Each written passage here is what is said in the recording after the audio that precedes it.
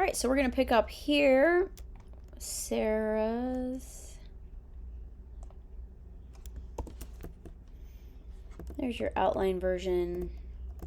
I thought this one was super cute. Again, very subtle details that make it look like honestly finished. Like you have the gradient on the little ears, the fluffy stroke that you created on the outside versus it just being circles. It looks very finished as far as that. You did like a, instead of doing like a traditional drop shadow, you did kind of like where you have a second layer and you make it a little bit darker.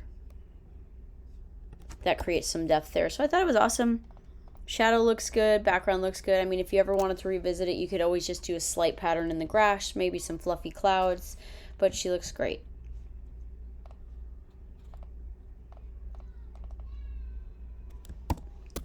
Let's see if I can open.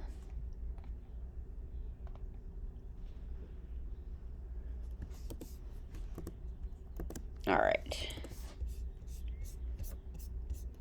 So this one again, I mean, again, it looks very simple. Maybe needs a little bit more complexity just because it's a final and you want to really push what you're doing in the software. But I get the style that you were doing here. It's very Disney villain for me. I think it looks cool. I like how you did like the shadow, how it's subtle on an opacity. You know, just a different look to it than that traditional standard drop shadow. The detailing that you have in his like I don't know if like this is the body or if he's just hunched over and he's got like a shoulder piece on, but I also like that you did that too.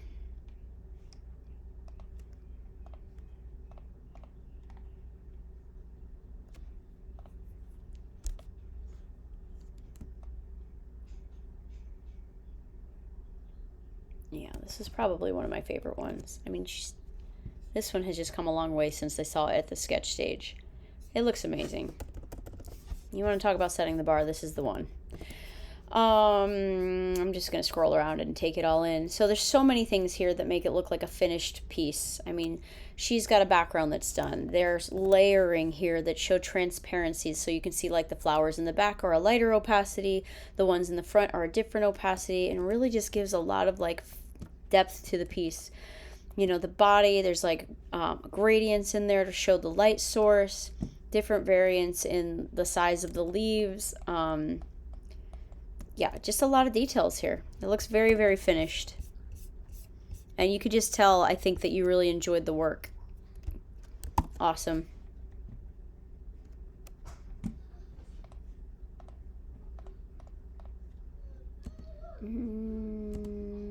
I think this is the same project. That's just the write-up. Okay.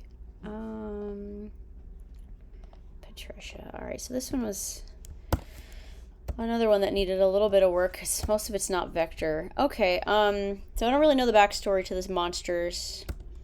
I know that they're Photoshop images that I believe you probably found. I don't think they're made.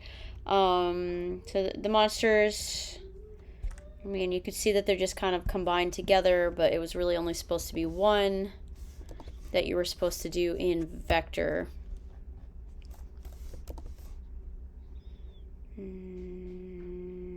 Yeah.